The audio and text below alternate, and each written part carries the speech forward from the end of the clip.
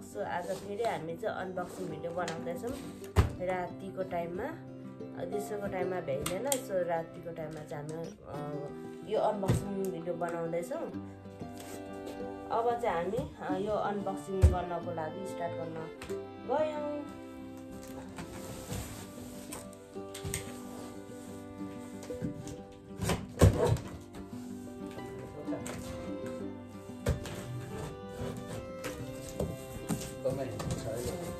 अनि यो चाहिँ हामीले अनलाइनमा झिकाएको, हामी प्रायः सबै सामानहरू अनलाइनमा झिकाउँछौँ।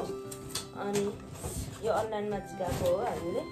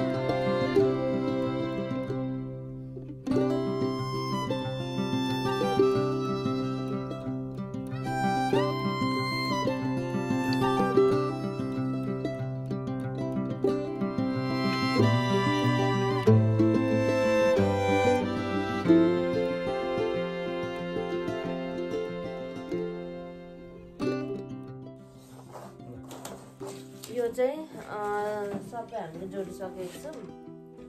अब यो तार छ, यसको यो तार चाहिँ यहाँ जोडेर जोड्नु पर्ने रहेछ। यो तार यो के हो भनिदिनु न। अब यो चाहिँ अब ग्रीनवर्क्स कम्पनीको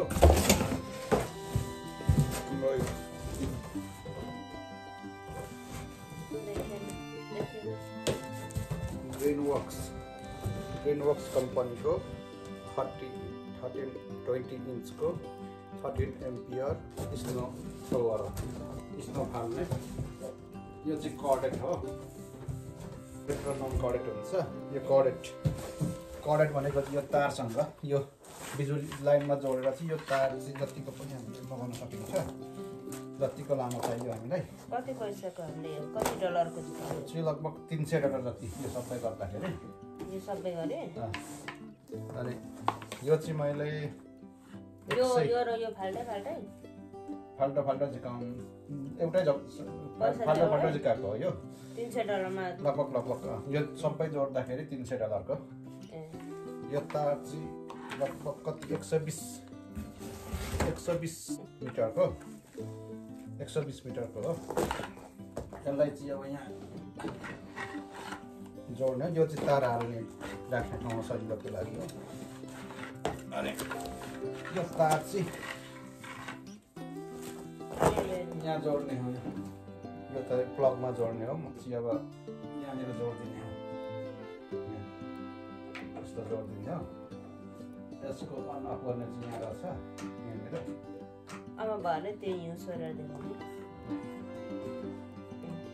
यसको चाहिँ यो अब यहाँ जतापट्टि यस्तो रहेछ फर्काउन मन लाग्यो त्यतापट्टि फर्काइदियो यतातिर फाल्नु मन लाग्यो भने यतातिर फाल्नु मन लाग्यो भने यतातिर माथि मात्रै उठाउनु लाग्यो तल हाल्यो अनि रेन्टमा बस्दा चाहिँ सबै अनरले नै गरिदिन्छ नि त हिउँ छोड्ने घाँस काट्ने तर आफ्नै घर भएपछि चाहिँ एकदम गाह्रो हुने रहेछ क्या यस्तै सामानमा पैसा कति खर्च हुन्छ अनि हाम्रो चाहिँ फेरि पार्किङ एरिया चाहिँ ठुलो छ है एरिया ठुलो भएर चाहिँ यो तार पनि लामोमा गर्नु पर्यो एरिया ठुलो छ अनि हातले त्यो सोरेर सम्भवै नहुने अनि त्यही भएर पोहोरको साल चाहिँ हामीलाई एकदम हाम्रो छिमेकी कुइरे हुनुहुन्छ त्यो कुइरेले चाहिँ हामीलाई एकदम सपोर्ट गर्नुभएको थियो सबै हेल्प गर्नुभएको थियो परिरहेछ त्यस्तो ठुलो त परेको छैन आज गर्नु त परेको कि तर पानी पर्दै गर्दाखेरि सबै अनि यो भयो बगाइ पठायो क्या अनि अमेरिकामै रहनुहुने र आफ्नो घर हुनेहरूले चाहिँ तपाईहरूले होइन सजिलोको लागि अलि तपाईँहरूको एरिया ठुलो छ भने पार्किङ लट ठुलो छ भने चाहिँ यस्तो किन्न सक्नुहुन्छ अनि तर अब थाहा छैन यसले कतिको राम्रो सोर्छ भरे अब सोरिसकेपछि थाहा हुन्छ बल्ल बल्ल जस्तै परेको यहाँनिर सर्टिफिकेट परेको छ पछि ग्यारेज पनि जाँदैछु है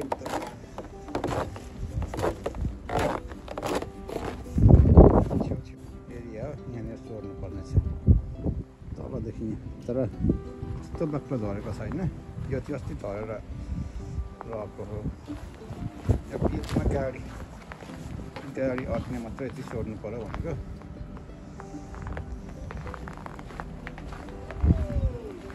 कष्ट दिँदैछ ग्यारेज पनि जानेछु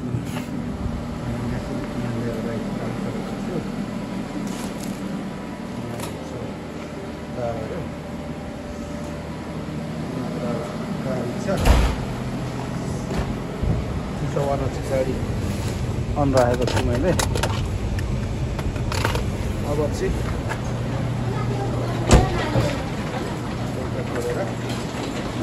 ट्राई गर्छु नि त म हिजोको लाग्यो